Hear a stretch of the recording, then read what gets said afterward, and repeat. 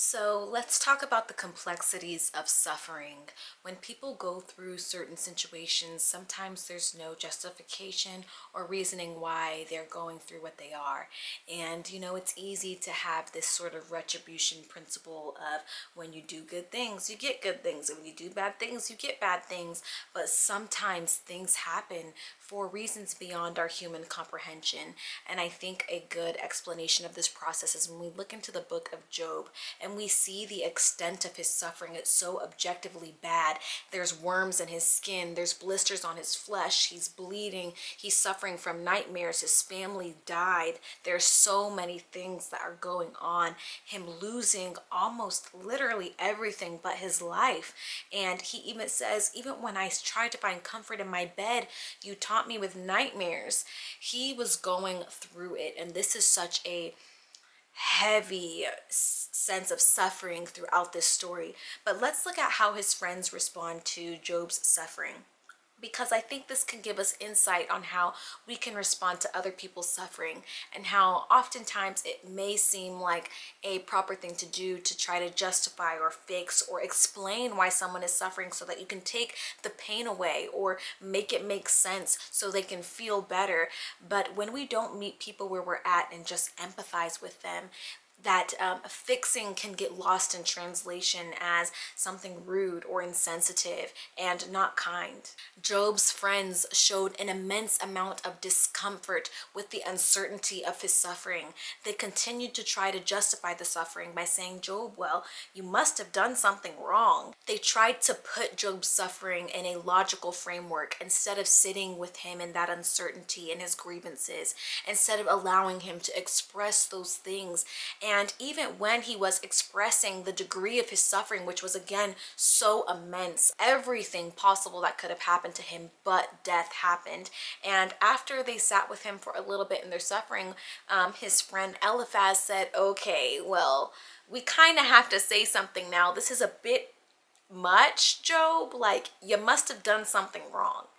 And it was just an extremely insensitive reaction, and just showed that uncomfortability with sitting in those feelings of uncertainty. They tried to explain it away that, well, good things happen to good people and bad things happen to bad people. If your children died, they must have done something wrong. They kept trying to explain it in a way that was almost cruel. And by doing this, it was a back and forth of Job expressing his frustration and his grievances while still trying to maintain his integrity and faith in God. He even emphasized that, like, yeah, humans, who's going to go before God and be blameless, right? But this suffering is so immense and uncalled for, and it's not really making sense based off of my situation, right? So their justification only increased Job's isolation and uncertainty. It only increased his suffering and his pain. And I think this relates to how we empathize with people in their situation. It may be easier for us to just say, well, if you just do this, like, just do that. And we don't meet people where we're at because it's uncomfortable, right? It's uncomfortable when someone deals with death and we're uncertain on why or what happened, because it may be so extreme. And we may say, you know what you got to do is mourn, this way and do this and do that, and keep trying to make sense of the suffering, when that only increases the isolation. Sometimes meeting people where they're at in their confusion and just saying, yeah, that doesn't make sense. I'm not too sure why, but I'll sit here with you in this. What do you need for me to do in this? This doesn't make sense, and I'm uncertain too, but how can I be there for you? Or just even sitting in that silence, but giving them a chance to decide what they need from you.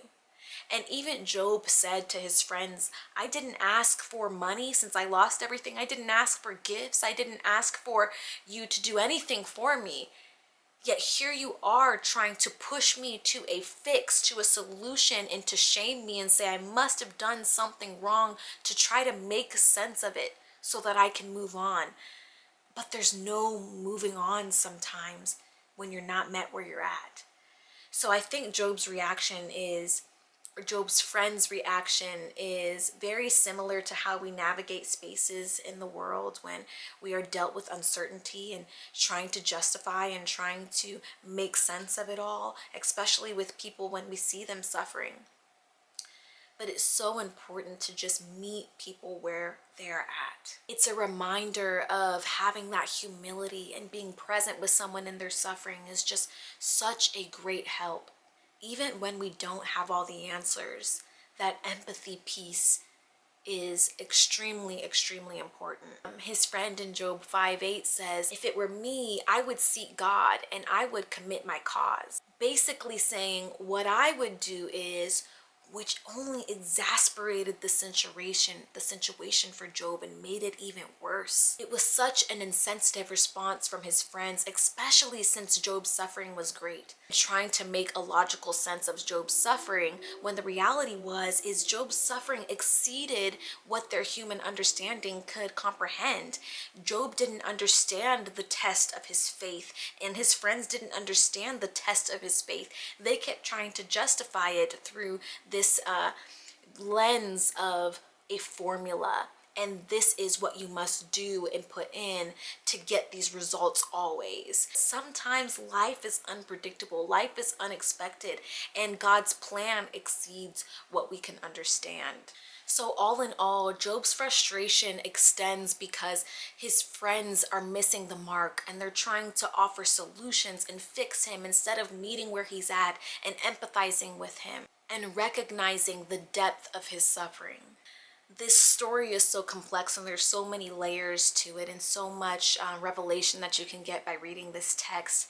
But the main point that I'm trying to kind of convey and speak about is that when somebody tells us they're going through something, really read the room and recognize that most of the time it is important to meet somebody with empathy, to crawl in that hole with them and say, ugh, that sucks. That's horrible. I don't understand. I don't have the answers. But I'm going to meet you in this suffering. Crawl in that hole with you. Because until you crawl in that hole with somebody and empathize with them, anything you say most of the time will not be received. We can't move on until we're met where we're at. So when somebody tells you what they're going through, try to remember this passage and remember how these fixes and solutions only exasperated the suffering that Job had endured. Instead of meeting him where he was at and understanding the tremendous amount of suffering that he went through. And it was so objectively horrible. And when someone comes to us, let's hold space for that. Let me know what you think in the comments. Let me know if there have been times where you have experienced suffering, anxiety, depression, things that just don't make you feel good. And somebody tried to say, well, if I were you, I would, or you this is happening because you XYZ, and trying to shame you and blame and figure it out when they don't even have all of the information. I hope this is a reminder to all of us to just meet people where they're at.